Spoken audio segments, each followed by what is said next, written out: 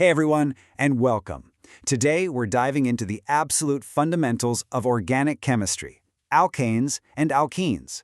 You can think of them as the basic alphabet for a huge chemical language. They might seem simple, but understanding them is the key to unlocking a whole world of more complex molecules. So let's get right into it. So here's our game plan. First, we'll properly meet alkanes and alkanes. Then, we're going to dig into why their size and shape totally change their boiling points and solubility. And to wrap up, you'll get a chance to check your understanding. Let's do this. First things first, what are these things really? Let's meet the two simplest but seriously important families in the world of hydrocarbons. Okay, let's kick things off with alkanes. The really important word here is saturated. What does that mean? It means they're completely full up with hydrogen atoms, packed in as tightly as possible, and every single carbon-to-carbon bond is a single bond. Their general formula, CnH2n+2, is like their family's secret recipe. And here is the poster child for the alkanes, methane, CH4. It's the simplest one you can get. See that carbon atom right in the middle, holding on to 4 hydrogens? That's it. This is the main stuff in natural gas, and it's the perfect example of a saturated hydrocarbon. Now for the other side of the coin, the alkenes. If alkanes are saturated, or full, then alkenes are unsaturated. Why? Well, it's all because they have at least one carbon-carbon double bond. That double bond means they can't hold as many hydrogens as an alkane with the same number of carbons. Their family formula is a little different too, CnH2n. And here's the simplest alkene, ethene, C2H4. You can see it right there. Those 2 carbon atoms are sharing a double bond. That one feature, that little double bond, completely changes the molecule's properties and its shape when you compare it to its alkane cousin, ethane. It's a real game changer. So let's look at a quick family portrait here. On one side, we've got our first few alkanes, from methane up to butane. On the other, the alkenes, like ethene and propene. You can see how the names follow a system, right? And notice how each one just adds another carbon group. But also, take a look at the boiling points. See that trend? They're going up, and we're about to find out exactly why. All right, section 2, boiling points. We just saw on that chart that as the molecules get bigger, their boiling points get higher. But why? What's actually happening between these molecules that makes it harder to boil the bigger ones? Yeah, this is the big question. Imagine you have 2 pots, one with liquid methane and one with liquid hexane. Why does the hexane need so much more energy, so much more heat to get it to boil and turn into a gas? The answer comes down to these weak, invisible forces called van der Waals forces. You can think of them like tiny, flickering bits of static electricity or temporary stickiness that makes molecules cling to each other. To boil a liquid, you need to add enough energy to overcome that stickiness and let the molecules fly apart as a gas. So here's how it all connects. The bigger the molecule, the more electrons it has whizzing around. More electrons mean you can get stronger temporary attractions, stronger van der Waals forces. And if that intermolecular glue is stronger, you need to pump in more energy, more heat, to break the molecules apart. Simple as that. It all links together perfectly. Okay, but here's where it gets really cool. What happens if 2 molecules have the exact same formula, but they're just shaped differently? We call these isomers. Take a look at butane and methylpropane.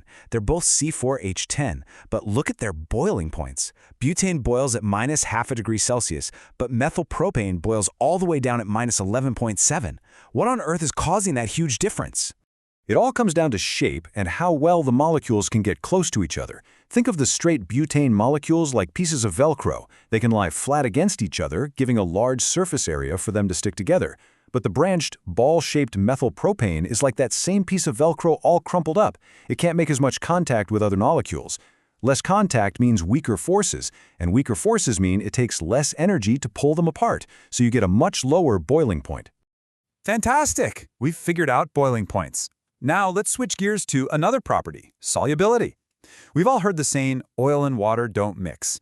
Well, since things like oil are mostly made of alkanes and alkenes, let's finally figure out why that's true on a molecular level. And here's that classic picture. You can shake this glass as hard as you want, but give it a minute and those 2 layers will always separate. One liquid is basically pushing the other one away. To see why, we have to zoom in and look at the molecules themselves. The number 1 rule in solubility is like dissolves like. Now, water molecules are polar, and they form these really strong connections with each other called hydrogen bonds. It's like they're all part of a super exclusive tight-knit club. Alkanes, on the other hand, are totally nonpolar. They don't have the right handshake to join the club. For an alkane to dissolve, it would have to force its way in and break up all those strong water-water bonds. And frankly, the energy cost is just way too high. So the water molecules stick together, and the alkane molecules are left out in the cold. All right, we've covered structure, boiling points, and why these things don't dissolve in water. I think it's time to put what you've learned to the test. Ready?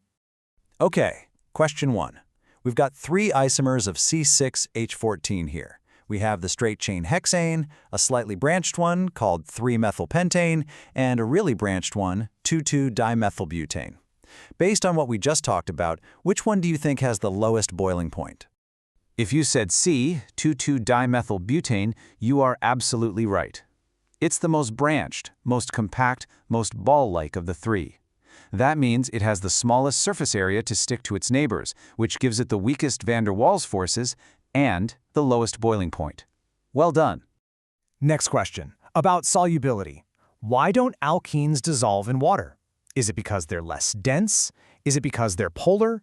Or is it because they're nonpolar and can't form those special hydrogen bonds? And the answer is C again. It all comes back to that rule, like dissolves like. The nonpolar alkene molecules just can't muscle their way into that strong, organized network of polar water molecules. Okay, one last challenge for you. Can you draw the structural formula for 3-methylpentane? Go ahead and grab a pen and paper. You can pause right here and give it a shot.